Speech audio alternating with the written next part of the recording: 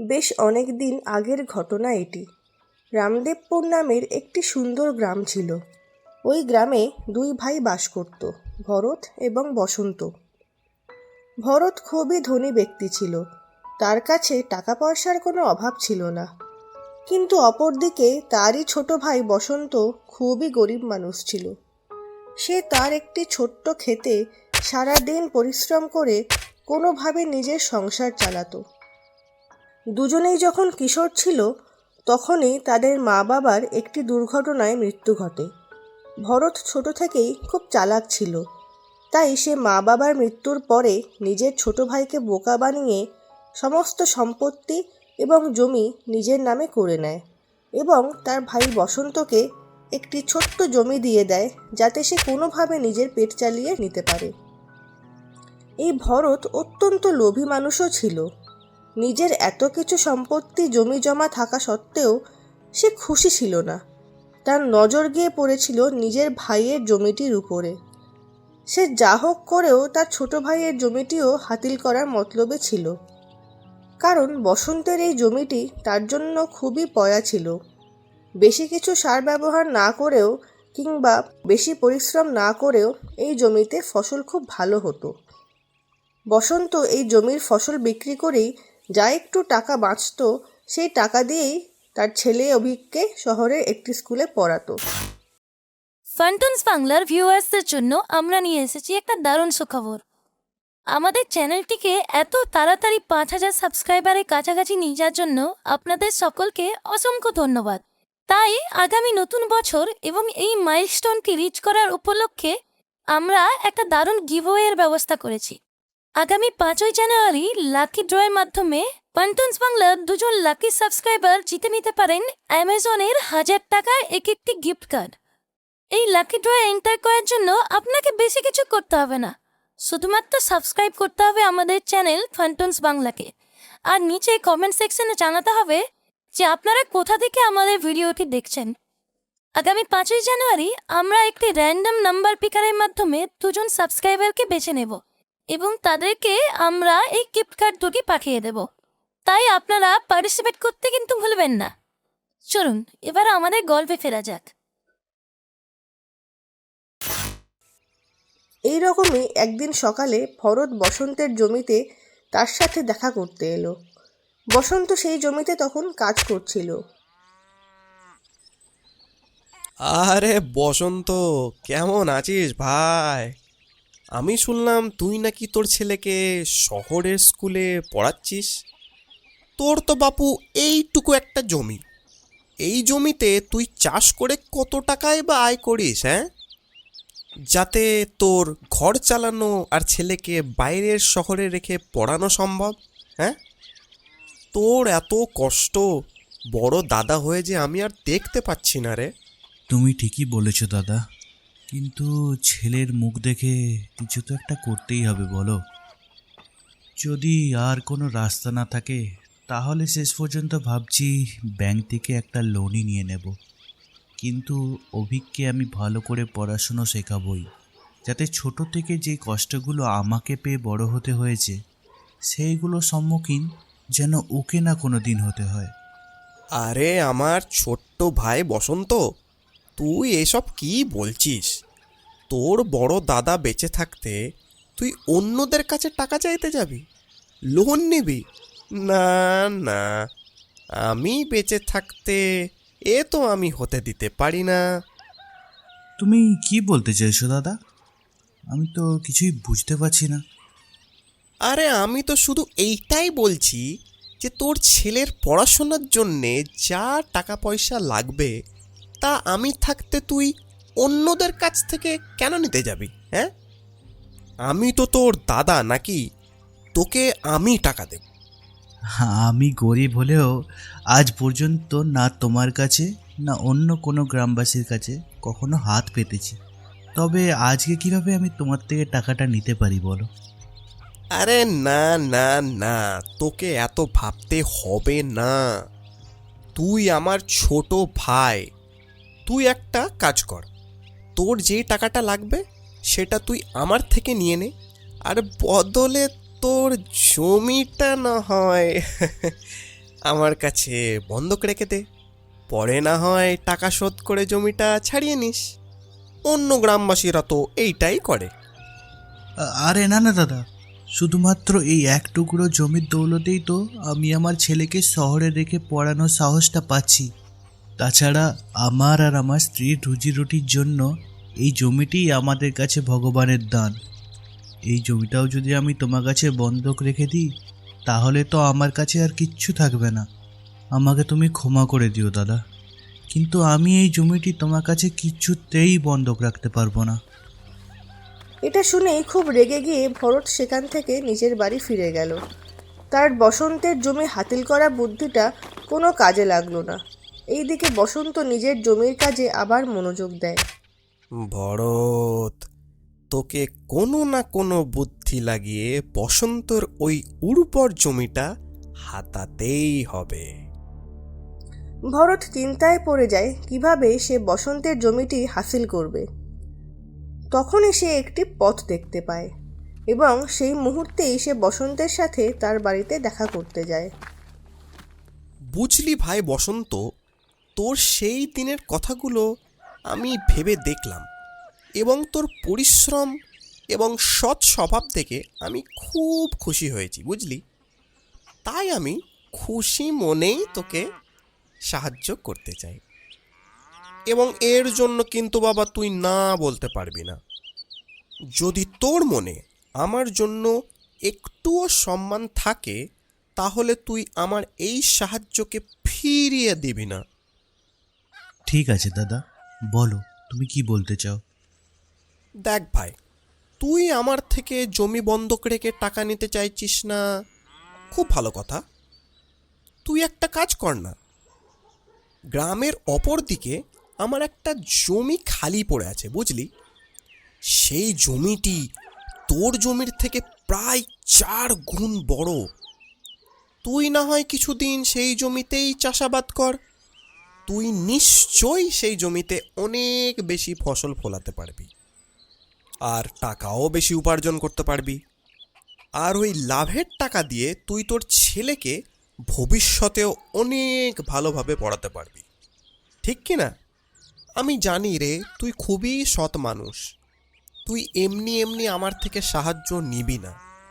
তাই যতদিন তুই ওই জমিটাতে চাষ করছিস, ততদিন না হয় তোর এই জমিটা আমার সাথে অদল বদল করে নে, কেমন?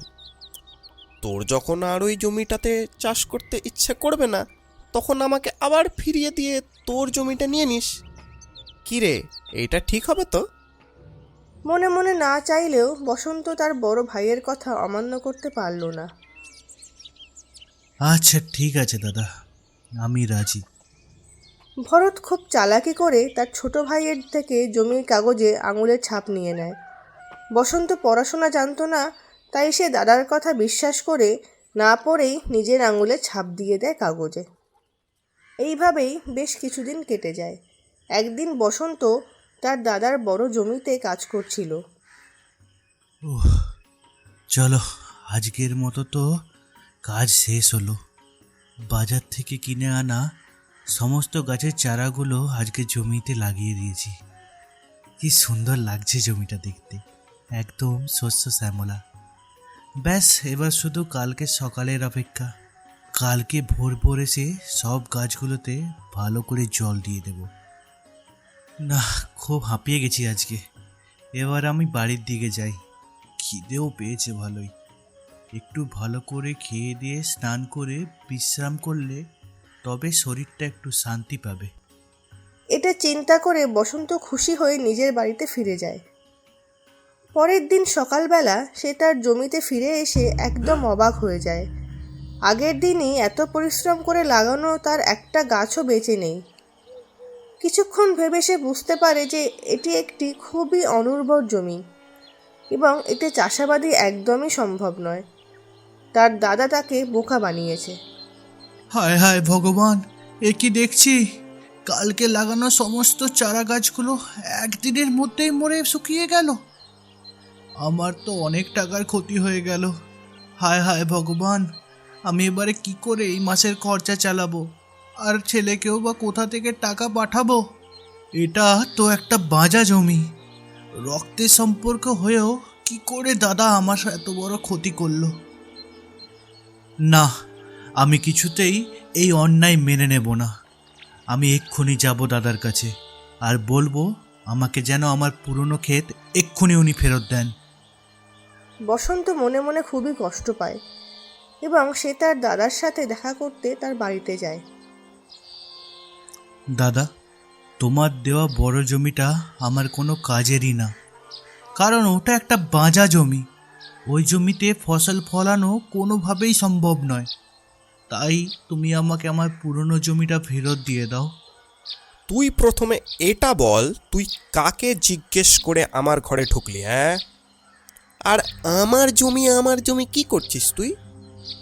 এটা ভুলে যাস না, তুই তোর আঙ্গুলের ছাপ দিয়েছিলি ওই কাগজে, আর ওই কাগজে পরিষ্কারভাবে লেখা ছিল যে আমার ওই জমির বদলে তুই আমাকে নিজের জমিটা দিচ্ছিস। আমরা দুজনে নিজের জমি অদল বদল করে নিয়েছি, আর এখন ওই জমিতে তোর কোনো অধিকার নেই। তুই ভাই একটা কাজ কর, তুই এখন এখান থেকে বেরো আর গিয়ে তোর ওই বাঁজা জমিতে চাষ করবি যা। আর খবরদার, আগে থেকে যদি এরকম আমার বাড়িতে এসে উৎপাত করেছিস তাহলে কিন্তু আমি পুলিশ ডাকতে বাধ্য হব। জমির কাগজে তার আঙুলের ছাপ থাকার কারণে সে কিছুই করতে পারল না এবং চুপচাপ দুঃখী মনে সেখান থেকে নিজের বাড়ি ফিরে এলো। এইভাবে কিছুদিন কেটে গেল। একদিন শহর থেকে তার ছেলে অভিক স্কুলের ফিজের জন্য তার বাবাকে ফোন করলো। বাবা, মাস তো শেষ হয়ে গেল, আমার স্কুলের ফিজের টাকাটা এখনো পাঠালে না যে? বাবা অভিক, তুই আমাকে ক্ষমা করিস। বাড়িতে একটা খুব বড় সমস্যা হয়ে গেছে। তোকে আমি এখন টাকা পাঠাতে পারবো না, আর জানি না আগেও কোনোদিন পাঠাতে পারবো কি না। আমার আর তোর মায়ের প্রতিদিনের খরচাও খুব মুশকিল করে চলছে রে বাবা। আমাকে ক্ষমা করিস অভিক। তোকে আর আমি আগে পড়াশোনা করাতে পারবো না। বসন্ত সমস্ত ঘটনা তার ছেলেকে বলে দেয়। এতদিন থেকে তোমরা এত সমস্যায় আছো আর আমাকে আজকে বললে? তুমি একদম চিন্তা করো না বাবা, আমি কালকেই গ্রামে আসছি, এসে একটা কিছু রাস্তা বার করা যাবে এই সমস্যার। তুমি আর মা একদম চিন্তা করবে না কিন্তু।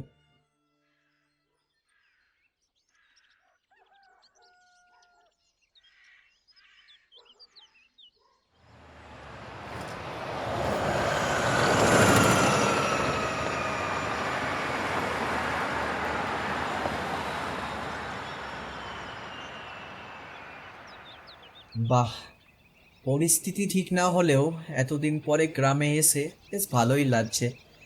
কি সুন্দর মুক্ত হাওয়া। শহরে তো শুধুই দূষণ। না, এবার একটু বাড়ির দিকে পা চালাই। বাবা মা নিশ্চয়ই খুব চিন্তায় আছেন।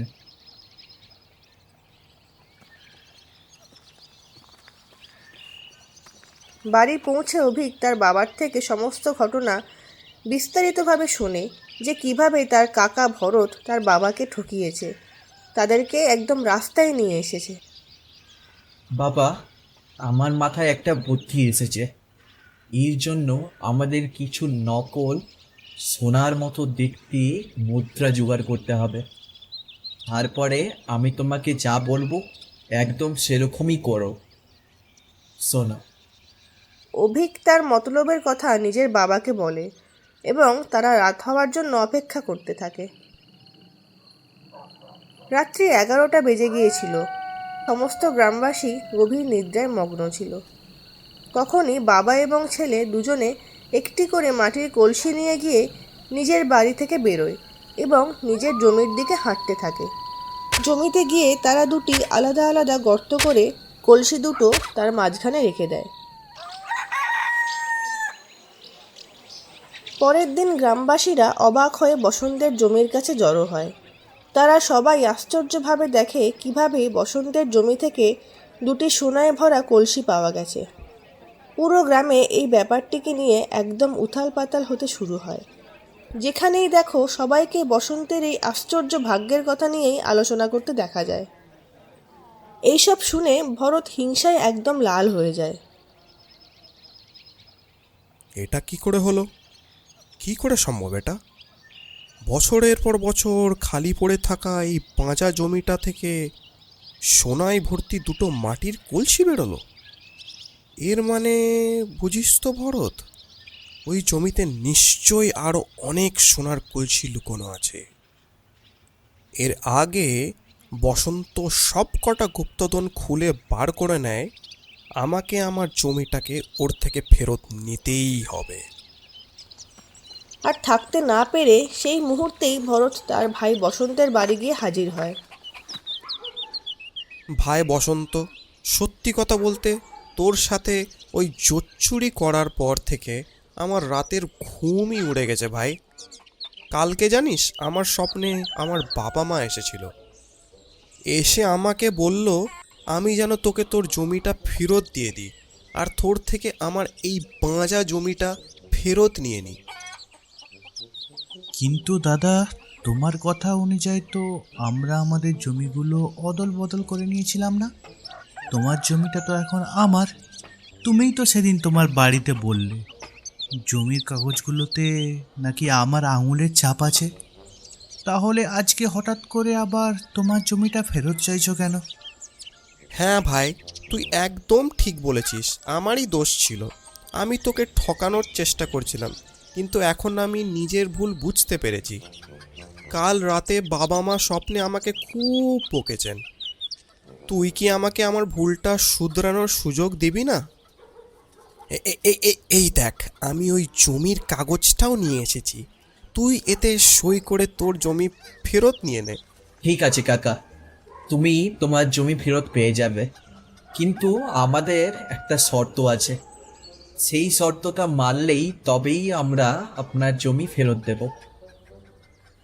শর্ত? কি শর্ত? আমার তোমাদের সমস্ত শর্তই মঞ্জুর।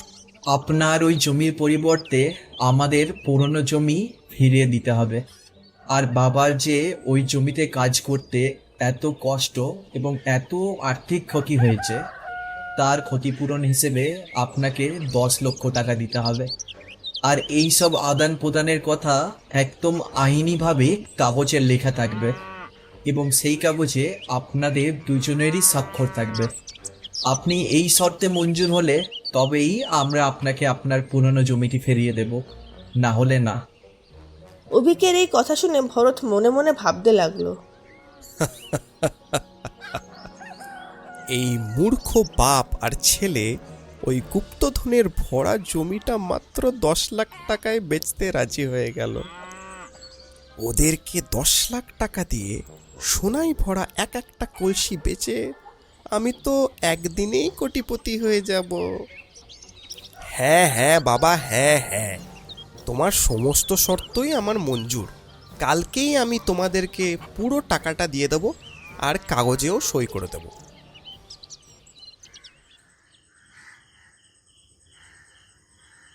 পরের দিনই ভরত সমস্ত কাগজে সই করে দেয় এবং 10 লাখ টাকা ভরা ব্যাগও তাদেরকে দিয়ে দেয়।